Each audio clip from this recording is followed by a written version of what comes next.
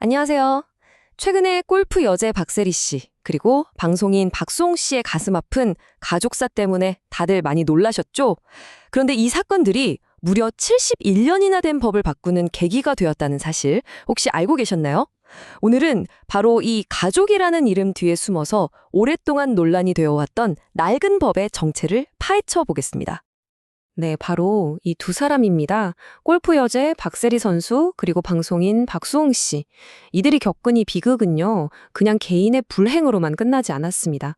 많은 사람들이 이 사건을 보면서, 아니, 왜 가족한테 당한 피해는 법으로 제대로 다스리기가 이렇게 힘든 걸까? 이런 근본적인 질문을 던지게 만들었거든요. 바로 이들의 눈물이 71년 동안 굳건했던 법의 문턱을 넘는 아주 중요한 계기가 된 거죠. 자, 그럼 이 유명인들의 사건이 대체 어떻게 이런 복잡한 법적인 수수께끼를 만들어냈는지 한번 자세히 들여다보겠습니다. 도대체 왜 이들은 가족이라는 이름 아래에서 정의를 찾기가 그렇게나 힘들었던 걸까요? 61억 원. 이 어마어마한 숫자는요, 방송인 박수홍 씨가 친형에게 횡령당했다고 주장한 금액입니다. 정말 평생에 걸쳐서 번 돈이 순식간에 사라진 거나 다름없죠. 그런데 피해 규모도 충격적이지만 이 사건은 정말 누구도 예상치 못한 방향으로 흘러가기 시작합니다. 바로 이 지점인데요. 갑자기 아버지가 나타나서 아니다. 돈 관리는 내가 했고 횡령도 내가 했다. 이렇게 주장을 한 겁니다. 이게 왜 중요하냐면요. 법적에서는 이걸 두고 아들을 처벌해서 면하게 하려고 바로 오늘 우리가 다룰 그 법의 허점을 이용한 전략적인 움직임이었을 거라고 보고 있습니다. 박세리 선수의 경우는 또 조금 달라요. 아버지를 고소하기는 했는데 혐의가 횡령 같은 재산범죄가 아니라 사문서 위조였습니다. 이것도 그냥 선택한 게 아닐 가능성이 높아요. 재산범죄에만 아주 특별하게 적용되는 법 조항을 피해가기 위한 아주 영리한 법적 선택이었던 거죠. 그렇다면 박수홍 씨 아버지는 이용하려 했고 박세리 선수는 피해가려고 했던 이 71년 묵은 법의 정체는 대체 뭘까요? 이제 그 핵심으로 한번 들어가 보겠습니다. 바로 친족상도례입니다. 이름이 좀 어렵죠? 한자 그대로 풀이하면 친족 사이에서 일어난 도둑질에 대해서는 특별한 예외를 둔다는 뜻이에요. 쉽게 말해서 이 법 때문에 피해자가 내 가족이지만 제발 처벌해 주세요 라고 아무리 외쳐도 국가가 처벌을 할 수가 없었던 겁니다. 이 법이 처음 만들어진 게 1953년이에요. 한번 상상해 보세요. 그때는 지금이랑 가족에 대한 생각 자체가 완전히 달랐습니다. 할아버지, 할머니, 부모님, 자식들까지 여러 세대가 한 집에 모여 살면서 재산의 경계도 좀 모호했죠. 가족 일은 국가가 아니라 가족 안에서 해결해야 한다. 이게 당연했던 시대의 법인 거죠. 하지만 지금은 어떻습니까? 핵가족 1인 가구가 대부분이고 가족이라도 개인의 재산권은 철저히 존중받아야 한다는 게 상식이잖아요. 세상도 가족에 대한 우리의 생각도 변했는데 법이 그 속도를 전혀 따라가지 못하고 있었던 겁니다. 결국 어떻게 됐을까요? 가족의 화목을 지킨다는 좋은 의도로 만든 법이 오히려 가족 내에서 경제적으로 힘없는 약자를 착취하는 수단으로 악용되는 그런 안타까운 상황을 만들게 된 겁니다. 이건 그냥 제 얘기가 아니고요. 헌법재판소 결정문에 실제로 나온 문구입니다.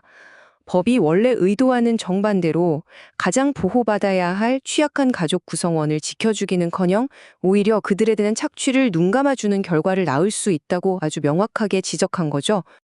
헌법재판소는 특히 어떤 사람들이 위험에 처했는지 구체적으로 언급했습니다. 아직 어린 미성년자나 치매를 앓는 노부모님, 또 장애를 가진 가족처럼 스스로를 지키기 힘든 사람들이 이 낡은 법의 가장 큰 희생양이 될 수 있다고 본 겁니다. 그리고 마침내 2024년 6월 27일 헌법재판소가 이 오래된 문제에 대해서 정말 역사적인 결정을 내렸습니다. 자, 이 그래픽이 헌재 결정의 핵심을 아주 잘 보여주는데요. 여기서 중요한 건 헌법재판소가 이 법조항 전체를 그냥 싹 다 없애라 이렇게 한 게 아니라 아주 정교하게 분리해서 판단했다는 점입니다. 자, 핵심은 바로 이겁니다. 먼저 부모 자식처럼 같이 사는 가족 사이의 재산 범죄에 대해서 무조건 처벌을 면제해주던 1항은 헌법에 어긋난다고 판단했습니다. 이제 더 이상 가족이니까 라는 이유로 자동으로 처벌을 피할 수는 없게 된 거죠.